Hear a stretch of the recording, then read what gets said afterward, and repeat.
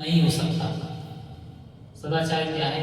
यानी सत्य का आचरण, यानी जो सही है उसी को हमें अपने आचरण में लेके आना है, जो गलत उसको बाहर निकालना है, यही है सदाचार। यानी जो हमारे अंदर गलत चीजें हैं उनको छोड़ना है, जो अच्छी चीजें यानी शास्त्र के अनुसार जो नियम है उनको हमें अपनाना है।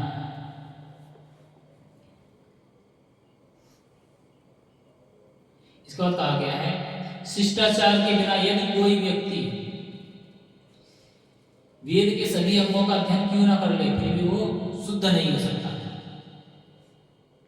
अगर कोई शुद्ध होना चाहता है तो उसको शिष्टाचार यानी विनम्र, शिष्टाचार के अंदर ये भी चीजें आती हैं, शिष्टाचारी होना ही चाहिए, यानी हमें आचरण सीखना ही पड़ेगा। बड़ों के प्रति हमारा क्या शिष्टाचार होता है, मेहमानों के प्रति क्या शिष्टाचार होता है, मतलब हमें कैसा आचरण करना चाहिए उनके प्रति। और शिष्टाचार का पालन न करने वाला कभी भी शास्त्रों पारंगत भ्रष्टा मानता है, तो भी वो मृत्यु के समस्त का समस्त ज्ञान नष्ट हो जाता है। अगर किसी के अंदर शिष्टाचार नहीं, अगर वो नियमों का पालन नहीं करता है, चाहे भले ही वो वैष्णव हो, मृत्यु के समय क्या होगा, उसका जो भी ज्ञान है वो सब नष्ट हो जाएगा।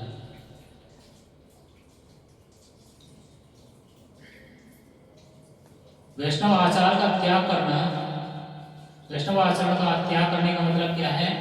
निश्चित रूप से स्वयं के आध्यात्मिक जीवन का अंत करने के समान है।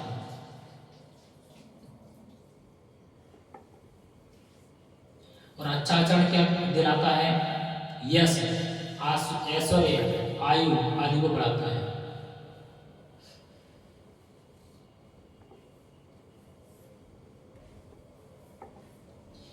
कहते हैं विनयशीलम चत्वारि वर्धते आयु विद्या यशोबलम। विनयशील की 4 चीजें बढ़ती हैं, आयु, विद्या, यश और बल।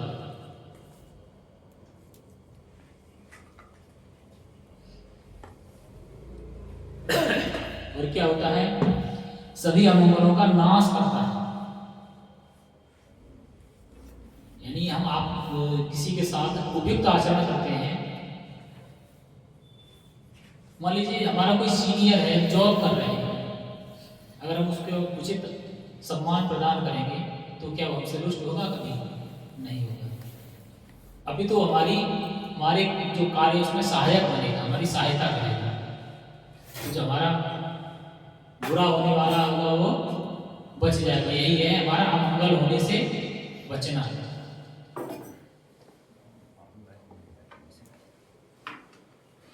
श्री प्रभुपाद कहते हैं कि वैष्णव की क्या पहचान है? वो एक सभ्य व्यक्ति होता है, यही एक वैष्णव की पहचान है।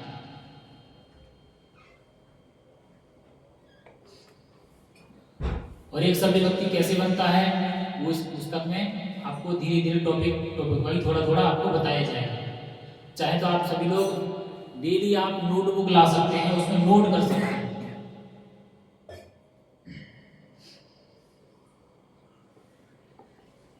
सबसे पहले तो मंदिर में हम कैसे जाते हैं वो आपको बताया जाएगा।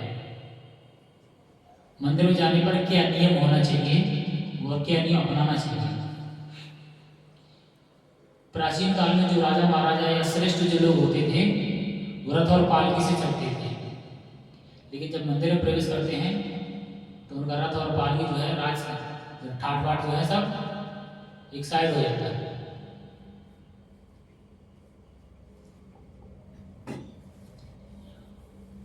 ठाट बाट मतलब यह है जो कीमती जूते चप्पल गहना वगैरह सब कुछ पहन के आते हैं, वो सब साइड रख दिया जाता है, बिल्कुल साधारण व्यक्ति बन के जाते हैं, दिखावा नहीं करते हैं। कहते हैं ना मंदिर में चप्पल पहन के नहीं आना है, इसका मतलब क्या? अपना अहंकार जो है उसको बाहर छोड़ के आइए। इसके पीछे क्या उद्देश्य है? इसका उद्देश्य ये है कि हमारी सामर्थ्य, हमारी योग्यता और सामाजिक स्थिति हमारी कितनी भी श्रेष्ठ क्यों ना हो, हमें अपनी राजसी कृति अर्थात स्वामी अथवा भगवान बनने की प्रवृत्ति का त्याग करना चाहिए कि हम कुछ हैं, ये भाव लेकर मंदिर में प्रवेश नहीं करना है। मंदिर में प्रवेश करना है तो क्या है, हम भगवान के भक्त हैं, भगवान के दास हैं और भगवान हमारे स्वामी हैं। इसके बाद में दूसरा भाव क्या होना चाहिए कि जो हमसे वैष्णव श्रेष्ठ हैं, हमें उनकी आज्ञा का पालन करना है, हमें उनसे मार्गदर्शन लेना है।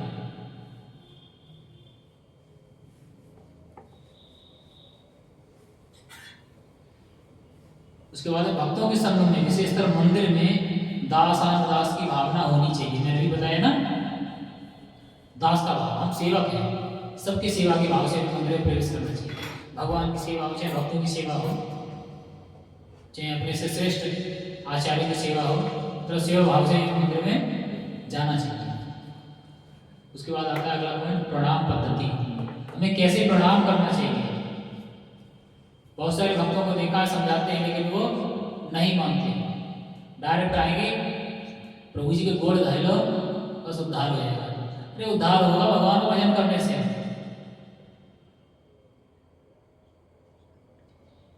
समझाते हैं पंचांग प्रणाम करना चाहिए, अपने से जो श्रेष्ठ हैं उनको दंडवत या पंचांग प्रणाम करके उनका सम्मान व्यक्त करना चाहिए, ना कि उनको जाके गोड़ छूने से होता है। और विशेषकर जो प्रभु जी हैं और माता जी हैं, उनके लिए 2 प्रकार का प्रणाम बताया गया है।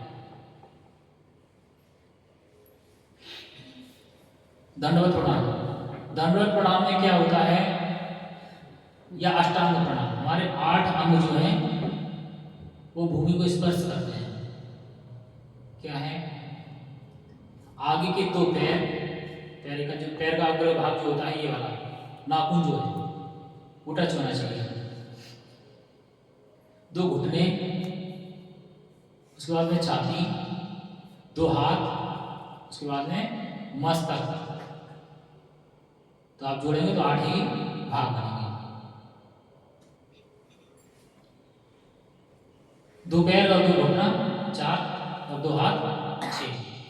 फिर आपका छाती और मस्तक 8 हो गया। इसके बाद में पंचांग प्रणाम के बारे में बताया गया है। और जब हम अष्टांग प्रणाम करते हैं, दंडवत प्रणाम करते हैं, तो हमारे हाथ जो है वो सिर से आगे होने चाहिए, ऐसे करके। जब दिखा होगा ना आपने, कोई ऐसा कर लेता है, कोई ऐसे कर लेता है, कोई ऐसे मोड़ लेता है, ये नहीं होना चाहिए, सीधा आगे होना चाहिए।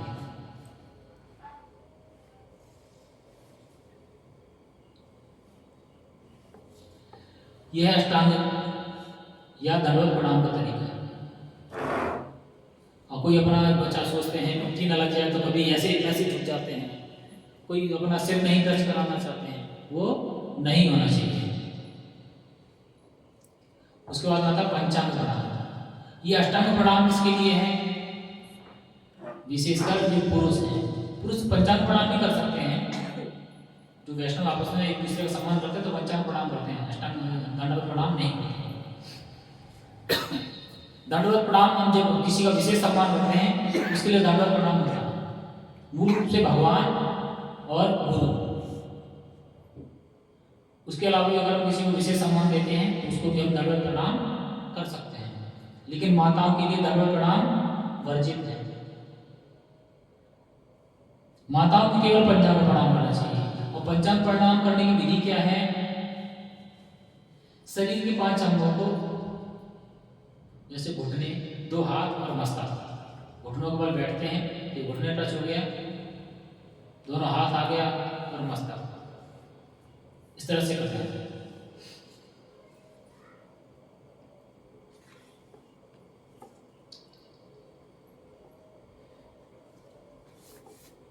देखिए इसमें दंडवत प्रणाम का विधि भी दिया हुआ है, आप चाहें तो देख भी सकते हैं। इसमें शायद कैमरे में नहीं आ रहा है, लेकिन यहाँ सबको दिख रहा है।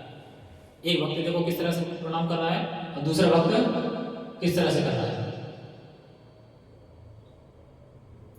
नीचे वाला जो तरीका है वो गलत है, ऊपर जो दिखाया है बिल्कुल सही है, इसी तरह से करना चाहिए। और पंचांग प्रणाम के लिए ये पंचांग प्रणाम करने का तरीका ये है।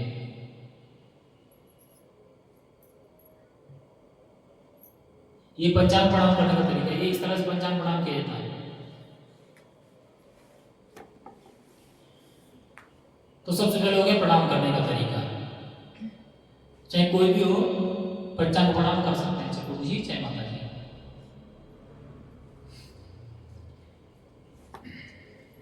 लेकिन भगवान के सामने जो प्रभु जी हैं उनको दंडवत प्रणाम, माता जी उनको पंचांग प्रणाम करना चाहिए।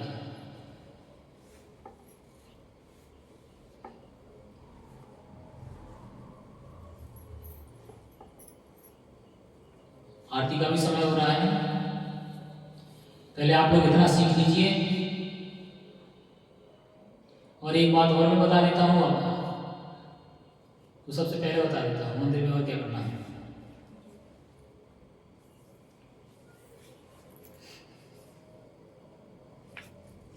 मंदिर में बैठना कैसे है, जो दीवार का सारे चिपक के बैठ जाते हैं, झुक के बैठ जाते हैं, अरे भगवान के मंदिर के सामने पैर करके बैठ जाते हैं, वो भी नहीं करना है, वो भी गलत है। सबको अगर नियम ये भी है, अगर हम पालती मार के बैठते हैं तो उसको भी हम अपना पैर ढक के बैठते हैं।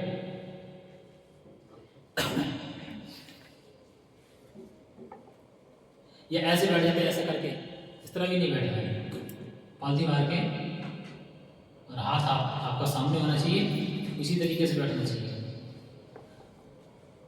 मंदिर में कोई बात है, एक आदमी से थोड़ा बात हो गया तो हो गया, नहीं तो बात नहीं करना चाहिए। और जोर से तो बिल्कुल भी नहीं बोलना चाहिए। जो आपस में बात करने लगते हैं, कथा शुरू होने से पहले ग्राम कथा शुरू हो जाता है, वो भी नहीं करना चाहिए, वैष्णव शिष्टाचार के विरुद्ध है।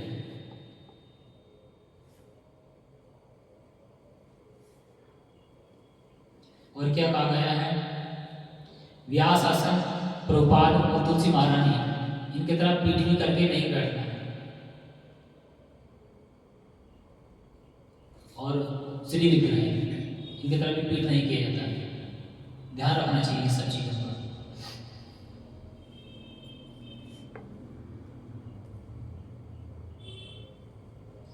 कहीं परिस्थिति ऐसी है कि मंदिर में ही ऐसी कंडीशन है, जगह कम है या और सारे कारण हैं, वहां पर अगर नियम का पालन नहीं हो पा रहा है वो अलग बात है। लेकिन मंदिर में अगर ऐसी व्यवस्था है तो इन नियमों का पालन करना चाहिए। क्या, जोर से बातें नहीं करना है, झगड़ा लड़ाई मारपीट नहीं करना है, किसी की बुराई नहीं करना है। मंदिर में आके सबसे ज्यादा चुगली होती है, ये सब नहीं करना है। और किसी को ऐसे शब्द नहीं बोलना है जिससे किसी को कष्ट हो। आपस का आपका मन उठाव है, मंदिर के बाहर रखिएगा। मंदिर में कोई आ रहा है, हाँ, अगर कोई मंदिर का नियम तोड़ रहा है तो उसको बोल सकते हैं, उसकी कंप्लेन भी कर सकते हैं। ऐसा नहीं हम चुगली इसकी नहीं करने जाएंगे, मंदिर में जो हो रहा है हो रहा है, होने दो, नहीं। उस कंडीशन में आके अपने जो आपसे सीनियर वैष्णव को आके बताना है कि प्रभु जी ये प्रभु जी ऐसे से गलत आचरण कर रहे हैं, उस कंडीशन में चुगली बताई जा सकती है। वो चुगली नहीं बोलते, उसको बोलते हैं दोष दूर करना। किसी का दोष दूर करने के लिए उसको बता सकते हैं। नहीं मानना है तो हमारे से जो सीनियर वैष्णव है उनको जाके मंदिर में बता सकते हैं।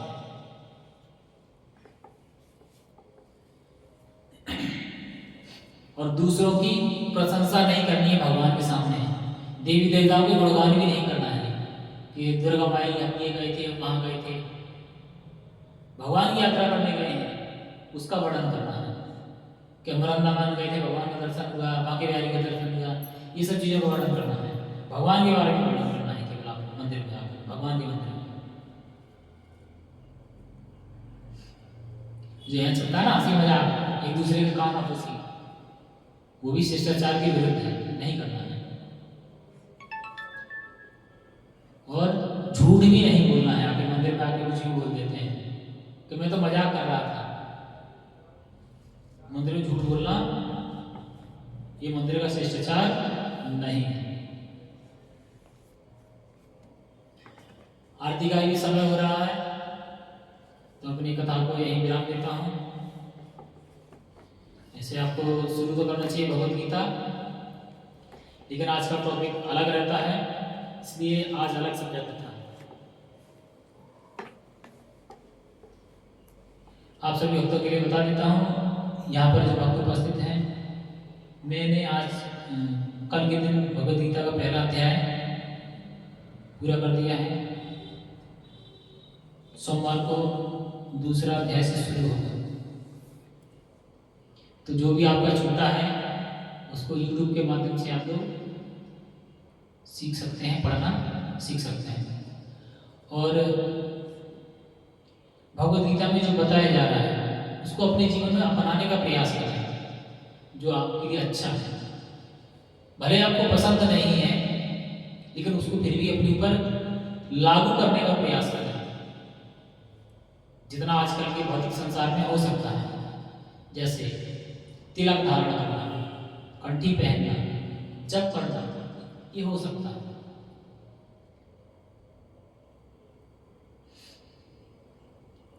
ये सब आपका पॉसिबल हो सकता है, आराम से करना चाहिए, कर सकते हैं। बहुत सारे भक्त ये कहते हैं प्रभु जी हमें तिलक लगाने की परमिशन नहीं है, मंदिर में तिलक क्या नाम है, कंपनी में तिलक कैसे लगाएं? जरूरी नहीं आपको दिखे तिलक, हल्का सा, बहुत हल्का सा गोपी चंदन उसमें लगाइए और पानी ऐसा दिखे वही आप चंदन लगा लीजिए, आपका तिलक हो गया। स्कूल में भी आप लगा के जा सकते हैं, तो दिखेगा नहीं। बहुत हल्का सा कलर आएगा, मटमैला हो गया आपका पानी, तिलक लगाने वाला, बस उसी से आप लगा लीजिएगा। गोपी चंदन का अंश आना चाहिए।